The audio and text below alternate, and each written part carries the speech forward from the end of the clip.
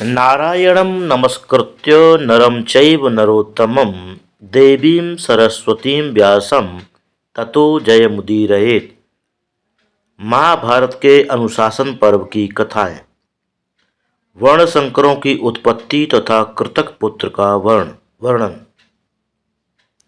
युधिष्ठिर ने पूछा, पितामह, यदि मनुष्य धन के लोभ से अथवा कामवश अन्य वर्ण की स्त्री के साथ समागम करता है तो वर्णशंकर संतान उत्पन्न होती है। इस प्रकार उत्पन्न हुए वर्णशंकर मनुष्यों का क्या धर्म है और उनके कौन कौन से कर्म हैं। भीष्म ने कहा, बेटा, पूर्व काल में प्रजापति ने यज्ञ धर्म के लिए केवल 4 वर्णों और उनके पृथक पृथक कर्मों की ही रचना की थी, किंतु सब वर्णों में अधम शूद्र यदि अपने से श्रेष्ठ वर्णों के स्त्रियों के साथ समागम करता है तो उससे उत्पन्न होने वाला पुत्र चारों वर्णों से अलग और अत्यंत निंदनीय चांडाल आदि समझा जाता है।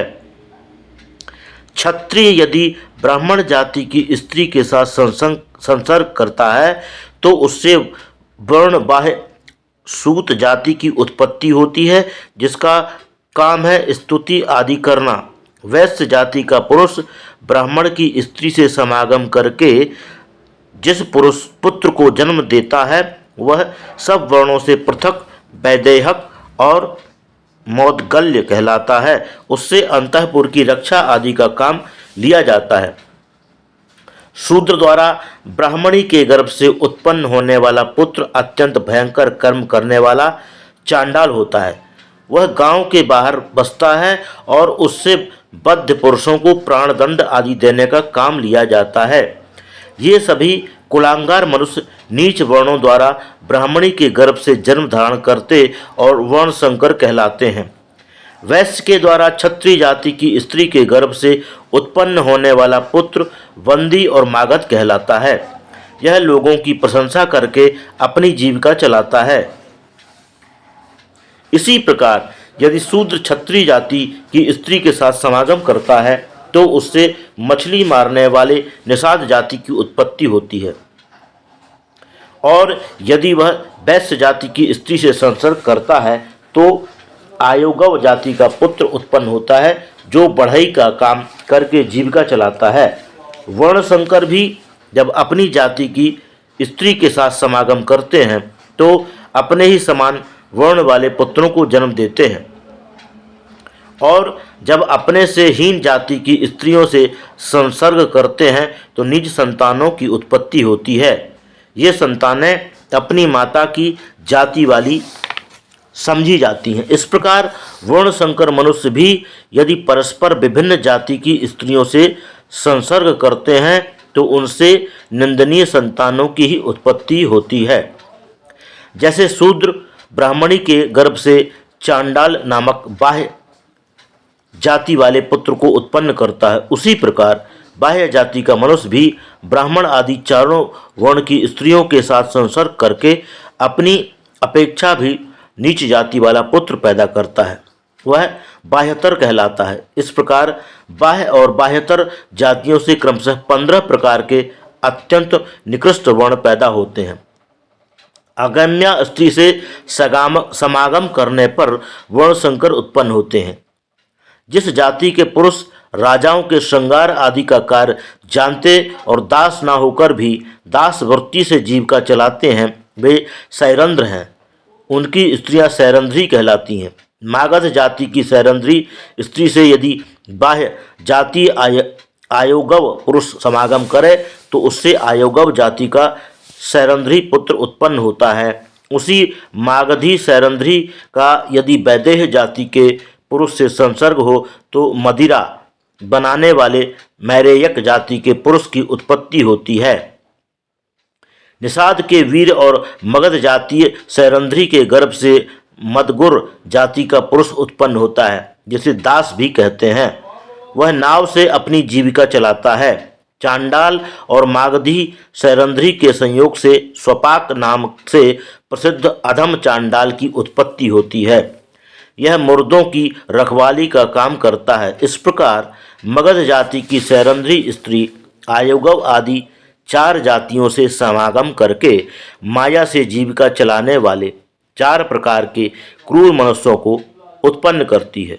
आयुगव जाति की पापनी स्त्री वैदेह जाति के पुरुष से समागम करके अत्यंत क्रूर मायाजीवी पुत्र उत्पन्न करती है। निषाद के संयोग से मद्रनाभ नामक जाति को जन्म देती है और चांडाल के संसर्ग से पुलकस जाति को उत्पन्न करती है। मद्रनाभ जाति के मनुष्य गधे की सवारी करते हैं और पुलकस जाति वाले मुर्दों पर चढ़े हुए कपड़े कफन लेकर पहनते और फूटे हुए बर्तनों में भोजन करते हैं। इस प्रकार ये 3 नीच जाति के मनुष्य आयोगवी की संतान हैं। निषाद जाति की स्त्री का यदि वैदेह जाति के पुरुष से संसर्ग हो तो क्षुद्र, आंध्र और करावर नामक चमारों की उत्पत्ति होती है। ये तीनों जातियां गांव के बाहर रहती हैं। चांडाल पुरुष और निषाद जाति की स्त्री के संयोग से पांडु सौपाक जाति का जन्म होता है। यह जाति बांस की डलिया आदि बनाकर जीविका चलाती है। वैदेह जाति की स्त्री के साथ निषाद का संपर्क होने पर अहिंडक और चांडाल का संसर्ग होने पर सौपाक की उत्पत्ति होती है।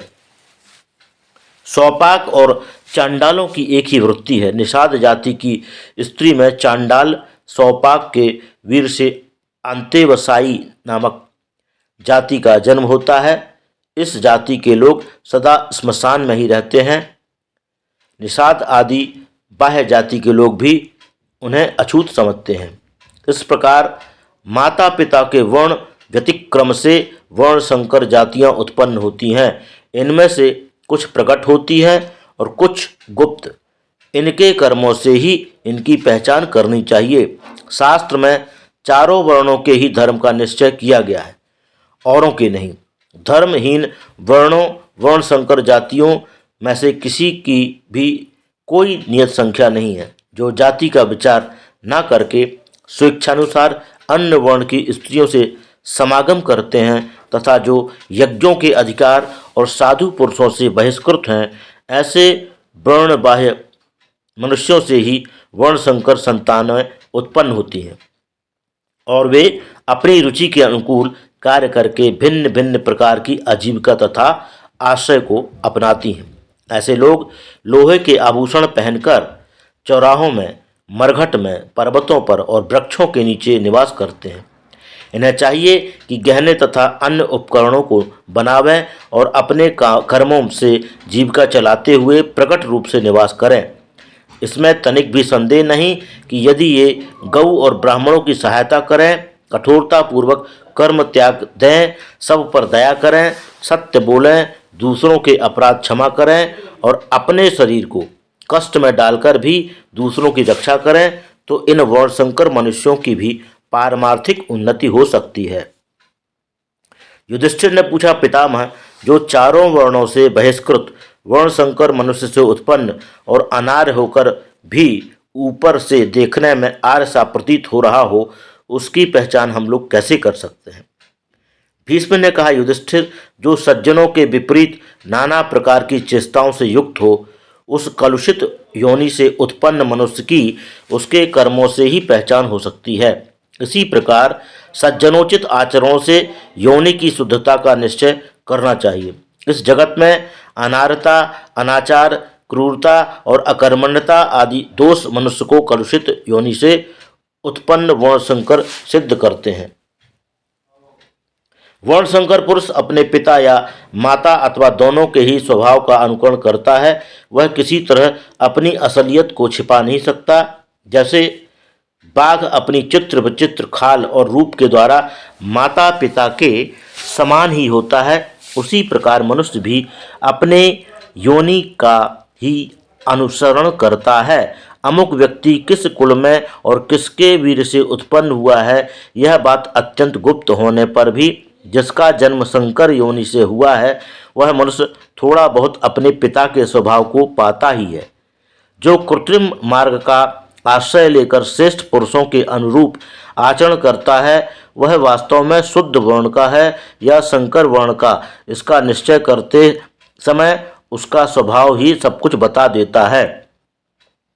संसार के प्राणी नाना प्रकार के आचार व्यवहार में लगे हुए हैं। आचरण के सिवा दूसरी कोई वस्तु ऐसी नहीं है जो जन्म के रहस्य को साफ और तौर पर प्रकट कर सके। वर्ण शंकर को शास्त्रीय बुद्धि प्राप्त हो जाए तो भी वह उसके शरीर को नीच मार्ग से नहीं हटा सकती।